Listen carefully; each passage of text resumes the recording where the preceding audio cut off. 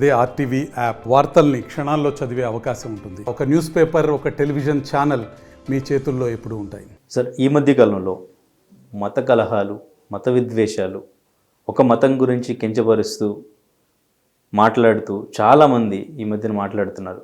ప్రవీణ్ పగడాల మృతి తర్వాత అది ఇంకొంచెం ఎక్కువైంది. సో వాళ్ళ గురించి వీళ్ళు, అంటే హిందూ మతం గురించి ఇటు క్రిస్టియన్ మతం గురించి హిందూసు, సో కొంతమంది మాత్రమే సో ఇష్టం వచ్చినట్టు మాట్లాడడం. సో దాని పరంగా ఆలోచన లేని వాళ్ళకు కూడా ఆలోచనలు రావడం. ఇప్పుడు చాలామంది చిన్నపిల్లలకి ఈ మత కలహాలు ఉన్నాయి, ఒక మతాన్ని కించపరుస్తూ మాట్లాడవచ్చు అని తెలియని వాళ్ళు కూడా ఇవి చూడడం వల్ల తెలుస్తుంది. సో అవి ఎక్కువ అవుతూ వస్తున్నాయి. సో ఈ మధ్యన మీరు చూస్తూనే ఉన్నారు కదా. సో ఇవి ఎక్కడికి పోతున్నాయి? వీటికి ఫుల్ స్టాప్ పడాలంటే ఏంటి? ఎక్కడో చోట ఫుల్ స్టాప్ పడాల్సిందే. ఎందుకంటే అండి, గొప్ప దేశం భారతదేశం, ప్రజాస్వామ్య దేశం. ఇతర దేశాల్లో మన దేశాన్ని గొప్పగా చెప్పుకుంటాయి. అటువంటి గొప్ప దేశం చైనాని మించి కూడా వెళ్ళిపోయి 145 కోట్ల జనాభా, ప్రపంచంలో అత్యంత ఎక్కువ జనాభా. మరి అటువంటిది ఎందుకు ఇలా వెళ్తున్నారు? మన దేశం ఏంటి, మన దేశ గొప్పతనం ఏంటి? అనేక మతాలు, కులాలు అన్నీ ఉన్నా కానీ మన అన్నదమ్ములాగా ఉంటాం. చిన్నప్పటి నుంచి పెరుగుతాం, ముస్లిమ్స్ పెరుగుతాం, క్రిస్టియన్స్ పెరుగుతాం, చర్చిలకు వెళ్తాం, మసీదులకు వెళ్తాం, గుడులకు వెళ్తారు. అది ఎటువంటి తారతమ్యాలు లేవు ఆ రోజుల్లో. చిన్నతనం నుంచి కూడా మనం చదువుకున్నాం, విశ్వవిద్యాలయం నుంచి బయటకు వచ్చాం. కానీ ఇప్పుడు రోజు రోజుకి ఇలా జరగడానికి కారణం ఏంటి? ఎవరి మతం వాళ్ళకి గొప్ప, తప్పేం లేదు. చచ్చిపోయేదాకా మతం పోదు, మతం విడదు. అటువంటి సమయంలో మతం బలవంతంగా మత మార్పిడి చేసుకోవడం కానించి రోజు రోజుకి పెరుగుతూ ఉంది. ఇప్పుడు క్రిస్టియానిటీ ఎవరి మతం వాళ్ళది. అదే సమయంలో ముస్లిం మతం ఒకటి, హిందూ గొప్పది. అదే సమయంలో పవన్ కళ్యాణ్ గారు 100 కోట్ల మంది సనాతన సాంప్రదాయం, సనాతన ధర్మ పరిరక్షణ కోసం ఒక బోర్డు ఏర్పాటు చేయాలని చెప్పి ఆయన ఆలోచించడం అది అవసరమే. ఎందుకంటే 145 కోట్లు 100 కోట్ల మంది హిందువులు ఉన్నారు. అదే సమయంలో ఆయన ఇంట్లో క్రిస్టియన్ ఉంది భార్య, తన పిల్లలకు కూడా డిక్లరేషన్ మీద సంతకం పెట్టి తిరుమల వెళ్ళాడు. అది కూడా మనం ఆహ్వానించాలి. అదే సమయంలో మనం హుందాగా ఉండాలి. ఏదైనా ముస్లిమ్స్కి ఏదైనా ఉంటే నేను ఉంటానన్నాడు. అటువంటి సమయంలో అది స్ఫూర్తిగా తీసుకోవాలి తప్పితే కొంతమంది మతం కోసం అంతర్జాతీయ మత ప్రబోధకులు అని చెప్పుకొని మేము పిలిస్తే దేశ అధ్యక్షులు వస్తారని చెప్పి కొంతమంది, పాస్టర్ ప్రవీణ్ పగడాల చనిపోతే దీనికి కారణం పవన్ కళ్యాణ్ అంటారు. అది ఎంతవరకు సమంజసం? ఇప్పుడు వాళ్ళు ఏదో ఒకప్పుడు బ్రునై సుల్తాన్ అమెరికా దేశ అధ్యక్షుడికి బోయింగ్ 747 ఉంటుంది, అదే కేవై పాల్ ఒకప్పుడు. ఇప్పుడు ఎందుకు కేవై పాల్ అంతర్జాతీయ మత ప్రచారకుడి నుంచి ఇప్పుడు రాజకీయాలు ఏలుపెట్టిన తర్వాత ఎందుకు జోకర్గా చూస్తున్నారు? అతన్ని ఆలోచించుకోవాలి. ఇప్పుడు ప్రవీణ్ పగడాల యాక్చువల్ ఆయన మంచి మత బోధకుడు. అతను తండ్రి ముస్లిం అంటారు, తల్లి క్రిస్టియన్. అతను కానీ ఒక ఐటీ కంపెనీ కూడా ఉందని చెప్పంటారు. భార్య పెళ్లి చేసుకున్నారు, 2 పిల్లలు. దాంట్లో భాగంగా రాజమండ్రి వెళ్ళే క్రమంలో చనిపోయాడు. సరే, పోలీసులకి విచారణ పూర్తి కాకముందే వీళ్ళే పోస్ట్ మార్టం చేస్తారు, వీళ్ళే చెప్తారు, వీళ్ళే చంపారంటారు, హిందువుల మీద వేస్తారు. అదే సమయంలో వీళ్ళు కూడా హిందువులు రియాక్ట్ అయిన తీరు కూడా కొంతమంది అది కరెక్ట్ కాదు. అదే సమయంలో ఏదైనా ఉంటే పోలీసులకి ఇప్పుడు శాసన, కార్యనిర్వాహక, న్యాయశాఖలు సార్ మీకు తెలిసిన అంశం. ఈ 3 పనిచేయనప్పుడు మీడియా అనేది ఎలర్ట్గా ఉంటుంది, పత్రికా రంగం. అదే కొంతమంది తమ్మునైళ్ళు పెట్టేసేసి అసలుకి హత్యే అని చెప్పడం, కొంతమంది మాజీ ఎంపీలు చట్టసభల్లో చేసిన వాళ్ళు కూడా అక్కడికి వెళ్ళి ఇది నిజంగా హత్య చేశారని చెప్పడం, తర్వాత క్లిప్పింగ్లు సీసీ కెమెరాలు వచ్చిన తర్వాత ఏం జరిగిందనేది మనం చూసాం. ఇప్పుడు కనీసం వాళ్ళకి స్వేచ్ఛగా విచారించడానికైనా పోలీసులు టైం ఇవ్వాలి కదా. ఈలోపే రెచ్చగొట్టి కొంతమంది ఎవరో లింగం అంట ఆయన వచ్చి బయటకు వచ్చేసి 5 నిమిషాలు టైం ఇస్తే మొత్తాన్ని కొడకలారని చెప్పి అంటాడు, ఇష్టం వచ్చినట్టు మాట్లాడుతున్నాడు. ఇది కరెక్ట్ కాదు. అన్నదమ్ముల్లాగా ఉండాల్సింది. నీ మతం నీ గొప్పది, అదే సమయంలో హోందాగా స్వీకరించాలి. సనాతన సాంప్రదాయం అంటే నీ మతాన్ని నువ్వు గౌరవించుకుని ఇతర మతాన్ని గౌరవించమని, వాళ్ళ సిద్ధాంతాలు గౌరవించమని. లేకపోతే ఇలాంటప్పుడు బ్రిటిష్ వాళ్ళు మన దేశం మీద 200 సంవత్సరాలు పనిచేశారు మన భుజాల మీద ఎక్కి. ఎందుకంటే మనలో సంస్కృతిలో భాగం అయిపోయి మనం కాబట్టి కనీసం సనాతన సంప్రదాయాన్ని తీసుకెళ్ళగలిగారంటే తీసుకెళ్ళలేకపోయారు.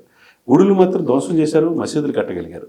అదే సమయంలో ఇప్పుడు వచ్చిన తర్వాత ఈ 10 సంవత్సరాలు మనం చూస్తే సార్, మోదీ గారు వచ్చిన తర్వాత ఎక్కడైనా మత విద్వేషాలు వచ్చినాయా? ఎక్కడైనా బాంబ్ బ్లాస్టింగ్ జరిగినాయా అనేది కూడా ఆలోచించుకోవాలి. అదే సమయంలో ఏంటంటే హోందాగా వ్యవహరించాలి. నీ మతం నీ గొప్పది అనే సమయంలో ఇది ఒక చిన్న ఇన్సిడెంట్ ప్రవీణ్ పగడాల చనిపోవడానికి కారణం ఏంటంటే పోలీసులు విచారించాలి. ఈలోపే వీళ్ళు క్షేత్రస్థాయిలో వెళ్ళి మత ప్రబోధనలు చేయాల్సిన వ్యక్తులు వీళ్ళే వెళ్ళి ఇది హత్య అని చెప్పడం, హిందువులకి హిందువులకి కొంతమంది ముస్లిం పెద్ద దీని అనుకున్నాడని చెప్పి ఆయన్ని తీసుకొచ్చారు. తర్వాత హిందువులు ఉన్నారని చెప్పి ఆయన్ని తీసుకొచ్చారు.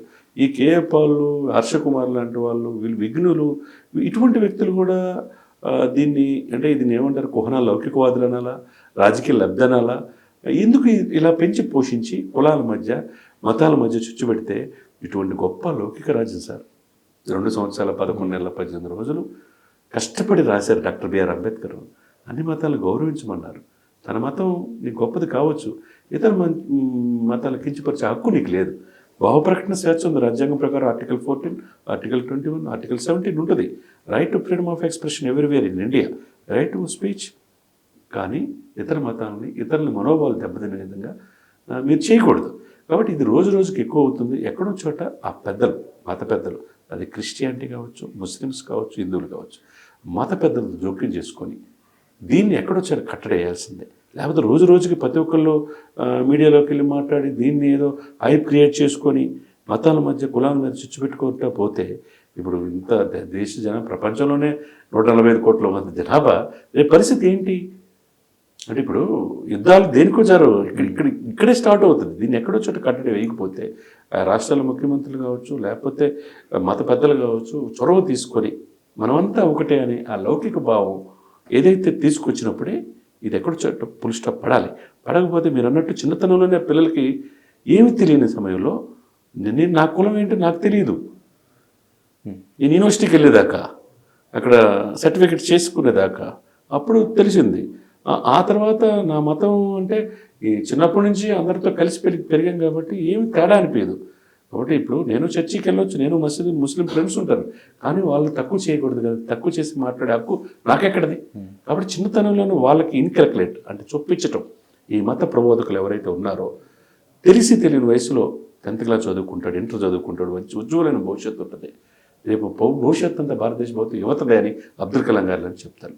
మరి ఇటువంటి మతాలు, కులాలు అనే ఆలోచన ఉంటే ఈ దేశానికి డాక్టర్ అబ్దుల్ కలాం గారు ఈ దేశానికి రాష్ట్రపతి అయ్యే వల్ల, ఎక్కడో యుగోస్లావియాలో మదర్ తెరీసా వచ్చి ఇక్కడ ఆగ్నెస్ కోన్షా బొజాక్షి వచ్చినప్పుడు మనం చదువుకున్నాం.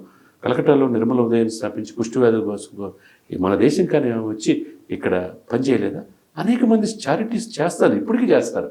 అది మనం గౌరవించాలి.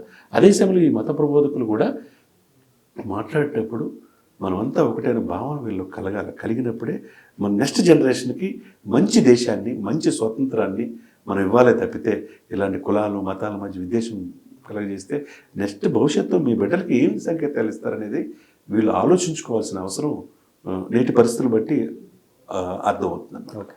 కానీ సార్ ఇప్పుడు క్రైస్తవ సంఘాలు ఇప్పుడు ముందుకు వచ్చి ఈ ప్రవీణ్ పగడాల మృతి విషయంలో వీళ్ళు హత్య చేశారు అని కొంతమంది మాట్లాడడానికి ప్రధానంగా కారణం ఈ మధ్యకాలంలో కొంతకాలంగా హిందూ మతం అని చెప్పేసి కొంతమంది క్రిస్టియన్ మతాన్ని, క్రైస్తవ సంఘాలని తిట్టడం, ఇది కారణం అనుకోవచ్చా? లేదు అంటే కావాలని రాజకీయ పార్టీలు వీళ్ళని ఏమైనా రెచ్చగొడుతున్నాయి అనుకోవచ్చా? ఏది కారణం అయ్యండి? అంటే ఇక్కడ ఎవరి హైరార్కీ అంటే ఎవరి ఐడెంటిటీ క్రైసిస్ అంటారు సార్. కేఎఫ్ఆర్ అనే వ్యక్తి ఎప్పుడు బయటకు వస్తాడు? నన్ను ఎవరు గుర్తించినప్పుడు వస్తాడు బయటికి. ఐడెంటిటీ క్రైసిస్ అంటారు. ఒకప్పుడు ప్రపంచంలోనే కోట్లాది మంది జనం ఆయనకు వచ్చేవాళ్ళు మత ప్రబోధం చేస్తే, కానీ ఆ తర్వాత రాజకీయాల్లో వచ్చి అనవసరంగా ఆయన ఇది చేసుకుంటున్నాడు. ఐడెంటిటీ క్రైసిస్ నన్ను ఐడెంటిటీ చేయలేకపోతున్నారు అన్నప్పుడు ఇటువంటి బయటకు వచ్చి రెచ్చగొడుతున్నారు. అటువంటి రెచ్చగొట్టేటప్పుడు వీళ్ళు ఉండాలి ఈ కమ్యూనిటీ మొత్తం. ఇప్పుడు క్రిస్టియన్, ఆయన హిందువే, కేఏపాల్ హిందూ నుంచి కన్వర్ట్ అయిపోయి నువ్వు క్రిస్టియన్ చారిటీస్ పెట్టి గమ్ సిటీ అని పెట్టేసేసి ఏదో చేస్తున్నాను, 1,00,000 కోట్లు అన్నాడు. మరి అటువంటి వ్యక్తి చెప్తున్నప్పుడు ఈయన రెచ్చగొడుతున్నాడనే ఇది ఆ పెద్దలకు ఉండాలి. ఆ చర్చి ఫాదర్లు కావచ్చు, పాస్టర్లు కావచ్చు ఉండాలి. ఇతను నిజంగా మన గురించి చెప్తున్నాడా, మనల్ని రెచ్చగొడుతున్నాడు. అదేవిధంగా ఇంకొక మాజీ ఎంపీ హర్షకుమార్ గారు చెప్పేటప్పుడు ఇది హత్య అని చెప్తున్నప్పుడు, పోలీసుల మీద నిందలు ఆరోపిస్తున్నప్పుడు ఇది దేనికోసం చెప్తున్నాడు? ఈయనకి రాజకీయ ఆపేక్ష కోసం చెప్తున్నాడా, ఈ ప్రభుత్వాన్ని అధికార పక్షాన్ని ఇబ్బంది పెడతానని చెప్తున్నాడని చూడాలి. అదే సమయంలో వైసీపీ నాయకులు కూడా కొద్దిమంది వచ్చి జూపూడి ప్రభాకర్ గారిని అంటే ఇది హత్య అని చెప్పడం, ఇవన్నీ ఏంటి అంటే లా అండ్ ఆర్డర్ని వేరే దారిలోకి తీసుకెళ్తారు కదా, రెచ్చగొడతాం, కులాలకు మతాల మధ్య రెచ్చగొడతారు కదా. కాబట్టి ఏదైనా కానీ సరే ఎక్కడో చోట దీనికి అన్నిటికీ ఫుల్ స్టాప్ పడాలా. ఎవరైతే మన మంచి కోరుకునేవాడు అంటే మనమంతా కుటుంబం, ఒక వసుదైక కుటుంబం అనే భావన మనకు ఉండాలి. మనం ఎప్పుడైనా చూసామా ఇలాంటి ఇన్సిడెంట్ జరిగినప్పుడు విచారించి ఏం జరిగింది పోస్ట్ మార్టంలో చెప్తారు, లేకపోతే ఫోరెన్సిక్లో రిపోర్ట్లు వస్తాయి, లేకపోతే సీసీ కెమెరాలో వస్తాయి. ఈరోజు టెక్నాలజీ పెరిగింది కాబట్టి అన్ని ఎవిడెన్స్ ఉంటుంది ఎక్కడేదని. దాన్ని మనం చూడాలి కానీ అతను ఇలా చేశాడని మనం అనుకోవద్దు. అతను వచ్చిన తర్వాత ఎంతమందిని అతను మత ప్రబోధకం ద్వారా కొంతమందిని ఆకర్షించాడు, అప్రిషియేట్ చేయాలి. అదే తప్పుడు అదే అదునుగా చేసుకొని కొంతమంది నేనే ఇట్లా చేస్తున్నారు హిందువులు అని చెప్పేసి అలా హిందూ సమాజం మొత్తం మీద ఆ అపవాదం మోయకూడదు. అదే సమయంలో క్రిస్టియన్స్ మీద హిందువులు కూడా మోయకూడదు. కాబట్టి మ్యూచువల్ ఇది మీద ఉండాలి తప్పితే పక్కన దేశాలు రోజు రోజుకి పెరిగిపోతున్నాయి, ఆర్థికంగా వెళ్తున్నాయి. ప్రపంచంలో భారతదేశం ఆర్థికంగా 5వ స్థానంకి వెళ్ళిపోయింది. రాబోయే 10 సంవత్సరాలు 2047 నాటికి ప్రపంచంలోని అగ్రదేశంగా ఎదగాల్సిన ఈ సమయంలో, భారతదేశం మొత్తం ప్రపంచం అంతా చూసిన ఈ సమయంలో ఇలాంటి కులాలు మతాల మధ్య రాజకీయాలు స్వలాభపక్షం రాజకీయ నాయకులు రెచ్చగొడుతుంటారు. ఈ మతాలు బోధించే వాళ్ళు అన్ని మతాలు బోధించి మన మతంలో చేర్చుకోవాలి, మన మతం గొప్పదనే భావంతో వీళ్ళు రెచ్చగొడుతుంటారు. ఇలా రెచ్చిపోకుండా ప్రజల సమయంతో ఉండేప్పుడు ఈ దేశం గొప్ప దేశంగా రూపాంతరం చెందుతుంది. ఓకే. కానీ ఇక్కడ పాస్టర్ అజయ్ బాబు అరెస్ట్ విషయంలో సో ఆయన హిందూ దేవుళ్ళని కించపరుస్తూ మాట్లాడాడు కాబట్టి అరెస్ట్ చేశామని చెప్పేసి కొంతమంది, లేదు క్రిస్టియన్ అంటే యేసుక్రీస్తునే ఆయన విగ్రహాలు పగలగొడతారని చెప్పేసి మాట్లాడారని పాస్టర్ జోసెఫ్ ఆయన కేసు పెట్టారు. సో దానికి సంబంధించి కూడా అరెస్ట్ చేశామని. మరి రాధా మనోహర్ దాస్, ఇంకా లలిత్ కుమార్, ఇంకా హమారా ప్రసిద్ధి ఇలా కొంతమంది ఉన్నారు. సో వాళ్ళు కూడా క్రైస్తవ మతాలను కించపరుస్తూ చాలా రకాలుగా మాట్లాడుతున్నారు. మత విద్వేషాలు రెచ్చగొట్టడంలో వాళ్ళే ముందున్నారు అనేది కొంతమంది ఆరోపణ. వాళ్ళని ఎందుకు అరెస్ట్ చేయట్లేదు అనేది వాళ్ళ క్వశ్చన్. ఇప్పుడు ఎవరైనా ఒకటే సార్, నేను ఇందాక రాధా మనోహర్ దాస లేకపోతే లలిత ఇంకొకళ్ళని హమారా కావచ్చు, ఎవరైనా కావచ్చు, ఏది కూడా శృతిమించి మాట్లాడకూడదు. మీకు భావ ప్రకటన స్వేచ్ఛ ఉంది కదా అని ఇతర మనోభావాలు ఇతర మతాల జోలికి వెళ్ళి ఇతర మతాలను కించపరిచినట్టు మాట్లాడే హక్కు ఎవరికీ లేదు. అది క్రిస్టియానిటీ కావచ్చు, ముస్లిమ్స్ కావచ్చు, హిందువులు కావచ్చు.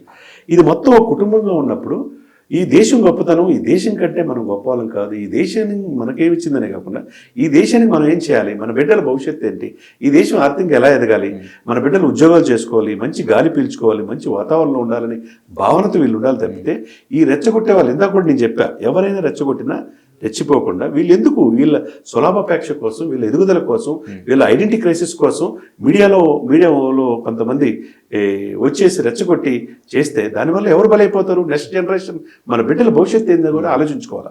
కాబట్టి అది రాధా మోహన్ దాస్, లలిత లేకపోతే అమారా వాళ్ళు కూడా కంట్రోల్లో ఉండాలి. నోరుందుగానే ఇష్టం వచ్చినట్టు ఏం చేయాలంటారు? అంటే ఒక మతాన్ని పబ్లిక్గా కించపరుస్తూ అలా మాట్లాడుతున్న వాళ్ళని ఏం చేయాలంటారు? డెఫినెట్గా ఆ మత పెద్దలు వీళ్ళందరినీ కంట్రోల్ చేయాల్సిన అవసరం ఉన్నది. వీళ్ళని పిలిచి వార్న్ చేసి మీరు ఏ హక్కుతో మీరు మాట్లాడుతున్నారు? ఇప్పుడు వ్యవస్థ ముఖ్యం, వ్యక్తులు కాదు సార్. అంతే కదా సార్, వ్యవస్థ ముఖ్యం, ఈ దేశం ముఖ్యం. ముందు ఈ దేశం కంటే మీరే ముఖ్యం కాదు కదా. ఈ దేశం మొత్తం అంతరాలను కలిగజేసి రాజకీయాల స్వలాభ కోసం, మీ మతాల యొక్క ఎదుగుదల కోసం మిగతా కులాల మధ్య మతాల మధ్య స్విచ్ పెట్టే హక్కు మీకు ఎక్కడ ఉంటుంది? కాబట్టి వీళ్ళందరినీ కూడా ఆ మత పెద్దలు జోక్యం చేసుకొని డెఫినెట్గా హిందువులు ఎవరైతే ఈ తీవ్ర పదజాలంతో దూషిస్తున్నారో వాళ్ళని కంట్రోల్ చేయాల్సిన బాధ్యత హిందూ మతాల పెద్దలకు ఉంటుంది, ఆ రాజకీయ పార్టీలు కూడా. అదే క్రిస్టియానిటీలో వీళ్ళని ఇచ్చేసుకొని నా మతమే గొప్పదని హిందువుల్ని దూషించే వాళ్ళని వీళ్ళు కంట్రోల్ చేసుకోవాల్సిన బాధ్యత ఈ మిషనరీస్కి ఉంటాయి, బైబిల్ మిషనరీకి. అదే సమయంలో వక్ బోర్డులు ఇప్పుడు ఉన్న చాలామందికి మనం చూస్తాం. వక్ బోర్డులు పేదవాడికి కూడా ఆస్తులు భాగం కలగాలని పార్లమెంట్లో కూడా వక్ బోర్డు వచ్చింది. ఈ యొక్క మైనారిటీ ముస్లిమ్స్ కూడా ఎవరైతే రెచ్చగొట్టే పదంతో మాట్లాడుతున్నారో వాళ్ళని కంట్రోల్ చేయాల్సిన బాధ్యత ఆ పెద్దలకు కూడా ఉంటుంది. కాబట్టి గొప్ప దేశం, ఈ దేశంలో మంచి గాలి పీల్చుకుంటున్నాం, మంచిగా ఎదుగుతున్నాం, ఆర్థికంగా ఎదగాలనే భావన ఈ పెద్దల్లో వచ్చినప్పుడు ఈ కుటుంబం అంతా హిందూ, ముస్లిం, క్రైస్తవం, జైన్ అనేది తేడా లేకుండా ఒక ప్లాట్ఫామ్కి వచ్చినప్పుడు భారతదేశం నెక్స్ట్ లెవెల్ వెళ్ళిపోతుంది సార్. భారతదేశం బీట్ చేసే కంట్రీ ఏది ఉండదు. కాబట్టి అంతర్గత కుటుంబంలో ఇటువంటి కుమ్ములాటని సాల్వ్ చేయాల్సిన బాధ్యత ఆయా మతాలు, ఆ కులాల పెద్దలకి డెఫినెట్గా ఉంటుంది అన్నమాట. మరిన్ని వీడియోస్ కోసం ఛానల్ ని సబ్స్క్రైబ్ చేయండి. లేటెస్ట్ అప్డేట్స్ కోసం వాట్సాప్ ఛానల్ ని ఫాలో అవ్వండి. ఆ లింక్ డిస్క్రిప్షన్ లో ఉంది.